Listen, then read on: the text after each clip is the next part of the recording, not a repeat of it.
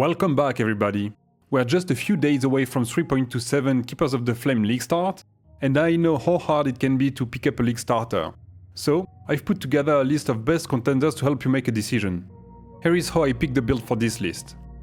They need to require little to no investment to get going, have a solid guide from their creator with details on progression and ideally explanation on core mechanics, and of course, show good performance, whether it is for progressing through the campaign or for the endgame.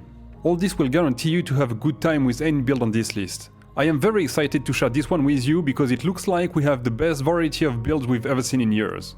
I also made a detailed spreadsheet with all necessary informations, and everything you need will be down below in the video description. So get yourself comfortable and let's get into it. I am going to start this list with an absolute unique build, Cast When Stun Chieftain by Emiracle. I've played this one extensively during Freshia event, and you can go blindly with this one. For that build, we abuse the synergy between Blood Notch and Immutable Force unique jewels to recover a lot of life when we get stunned and to reduce our stun duration to the point we don't feel it anymore. With Valerium unique ring, we make sure to get stunned every time we get hit. From there, we will be using Cast When Stun support on almost every gen setup that we have. It will trigger so many spells per second that you won't see much on your screen anymore. That means that we want to get hit as much as possible, which makes this build perfect for Ultimatum. The good news is that Ultimatum is one of the few mechanics that didn't get nerfed in the next patch, and we can even consider buffs since we will need to defeat its boss, the Trial Master, to get the related Bloodline Ascendancy. We may even be able to make money carrying people that way, using the Ultimatum Scarab of Dueling to make sure to fight the Trial Master at the end of every Ultimatum. The build is also getting a nice upgrade with this new unique, Festering Resentment. However, we need to see how available it is and to test it after league start. Now, if you like to be tanky beyond reason and to deal damage while being AFK, this build is for you. Let's move on to melee territory. The second build on the list is going to be Earthshatter Berserker by Imexile. This one is going to be for melee lover. With the nerf to Volcanic Fissure of Snaking, Earthshatter is likely to be the top tier melee build starter next league. I played that one during the last Gauntlet event and it was absolutely amazing. It is really tanky early on, with good AoE and clear speed. You will be able to automate most of your warcries, with just a couple that you want to use yourself, so there is not actually so many buttons to push. It is very satisfying to play, and I found it feeling much better than Volcanic Fissure early on even before the nerf. The next build I'm sharing is an excellent choice for league starter for many reasons. This is Exsanguinate Reap Minor Trickster by Fearless Dumbo or Areoplane Gaming. The nerf to Trickster pretty much doesn't impact this build. This is one of the best builds because Exsanguinate releases tendrils that have zero travel duration. The cast time is bypassed since we are using mines, allowing us to clear entire screens instantly. Thanks to mines, the skill is also auto-targeting, which always feels amazing, and ignores the long cast time. We also convert damage to cold, so we get to freeze everything, giving us an extra layer of defense. For bosses, we want to swap to Reap, which gets really high DPS by stacking blood charges. The mine playstyle lets us play safe from a distance, and by stacking mines before starting a boss fight, which is great to make sure to end the fight quickly. The skill is getting buffed with Runegraft of Recompense, which is changed to make skill chain plus 1 time at the cost of firing only one projectile. Since the skill has no projectile tag, it only gets the benefits here. Leveling also got buffed, with Pyroclast Mine losing the aura that was adding flat fire damage to nearby enemies, which was often not working due to mine triggering too fast, and instead gain 15% fire penetration with exposure, and its damage effectiveness going from 80% to 110%. This is huge and will make progression a lot easier. We have two creators for this build. I have a little preference for Fearless Dumbo for the way he explains and presents the build, but they are both really good and you should check them out. The next build proves that anything is possible in Path of Exile, even playing mines with bows. Let me introduce Ice Shot of Penetration Deadeye by Hierophant. Like the Exsanguinate build, it fires only one projectile, making it synergize well with the rework Runegraft of Recompense and Fury Veil of Amulet, which makes modifier to additional projectile apply to number of target projectiles split towards. It makes it great for clearing but also good for bosses, in addition to skill like Tornado, or the new skill gem, Wall of Force, that hasn't been tested yet, but looks really strong, making your projectile chain out of the wall, giving us the capacity to shotgun, widely increasing our single target damage. Another good thing with mines is that they are less vulnerable to many map mods, like Reflection as an example. Okay, one last miner and then we are done with that archetype. Let's speak about Rolling Magma Saboteur by Goratha.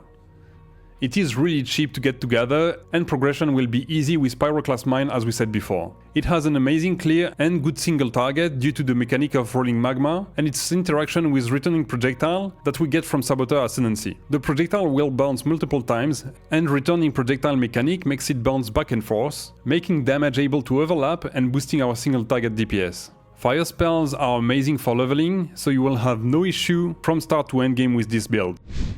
If you are a minion lover, Spectre Summoner Necromancer by GhazzyTV will be for you. This is the only minion build on my list.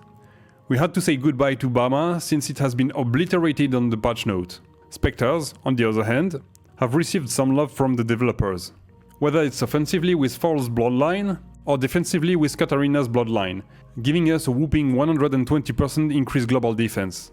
On top of that, there is improvement being made to Spectres, making them automatically resummon themselves when they die after entering a new area. This is a huge buff for Spectre from retroll, meaning you won't need to buy them multiple times anymore. About leveling, it will be done with Absolution before moving on to the final version of the build with Spectres. I'm not a minion expert, so I will let you dig in Guys' guide for more informations. Get ready for the tankiest and most niche build of the list. It is Bleed Eviscerate by Goratha. Eviscerate is a retaliation skill, meaning you need to block before being able to use the skill, then has a cooldown of 3 seconds by default. This is exactly why it is so niche. In Path of Exile, popular skills usually attack or cast multiple times per second and makes projectile rain over the map. Here, this is the complete opposite. Attacking once in a while, but dealing incredible amount of damage, and letting bleed damage over time exterminate anything it touches. This build becomes almost immortal with little investment. And it might sound weird with how much unknown it is, but it is definitely one of the best starters out there. The cherry on top is that being that of meta will make it so much easier to gear up. Since we just presented the most niche build of the list, let's present the most meta one now, Kinetic Rain Herald Stacker Elementalist by Jungroan. This is nothing new. There is a huge hype around Wonders for next league because they got buffed with some new wand bases that are going to be so much easier to craft than older bases, because they won't be able to roll caster modifiers anymore, but there is also the addition to new skills like Wall of Force, which will multiply our DPS, but mostly Kinetic Rain, which looks absolutely busted for damage on single target as well for clearing. But this is not all. Lycia Bloodline Ascendancy is going to be a huge buff for that build, adding tons of flat elemental damage, which can be lacking on that archetype. One last thing, leveling is really nice for that build. Yesterday, I took the time to go through the campaign while following Jungroan's guide, and it was high DPS and speed even before the update. The build was definitely squishy though. Wonders are getting so popular that many creators are planning to start with them, like Fubgun, Rutu and many more, and are going to be played on various classes. So there will be more than one way to build around wands. For the next build, this is going to be one of my personal favorite for leveling, Poisonous Concoction of Bouncing Pathfinder with my own guide. I've covered that one on my last video for High Slick Starter Strategy. You can follow that part of the guide, which will take you up to 2 Voidstone without any issues, even in SSF. It is one of the fastest builds to rush the Atlas, and probably the easiest to gear up, since we don't need any weapon and we scale our damage entirely from the tree early on, and we can easily triple our damage output with a few 1C uniques. The great thing is that Poisonous Concoction of Bouncing is going to be cheaper than ever due to the nerf, which is not actually worn eventually. Flat damage has been reduced by 20%, but damage from Flask has been increased. Since we are going for Pathfinder, we can easily sustain our Flask charge, and DPS will be similar to last league, even higher with Graft from Breach, and buffed with the change to Rune Graft of Recompense. If you want to take this build to the next level, you can also follow Anime Princess version, who starts with Poisonous Concoction before transitioning to Viper Strike of the Mamba in very endgame. The next build is also great to scale damage easily and can be used to farm tier 17s early. This is Flameblast Totem Hierophant by Tatiantel. Flameblast and channeling skills have received the buff last league, and the build is going to be just as good for the next one, and perfect to interact with Breach mechanic. Using self-cast Flameblast could make us vulnerable while channeling to reach maximum stage. This is why we are using Spell Totem to channel the skill for us, reaching maximum stage in a second and delivering devastating blows. This build is very satisfying to play and a safe flick start choice. Cyclone finally got buffed by 20% across all gem levels. Sanavixx has a really good Cyclone Shockwave Slayer build that will delight every spin to win lovers. While Cyclone is not the best DPS build or fastest skill in the game, it has this unique playstyle where you're constantly attacking and moving. I have also included an alternative build version on my list with Mage Fist Cyclone Elementalist. Both versions are really good spin-to-win builds and scale very differently, one with relatively standard physical scaling, the other with reverse freezing mechanic and elemental damage. The before last build on the list is going to be Lightning Arrow. This is one of my favorite of all time, and even though it's not the best on the list, it is definitely a good league starter. It is crazy fast to clear the campaign and can blast map like no other.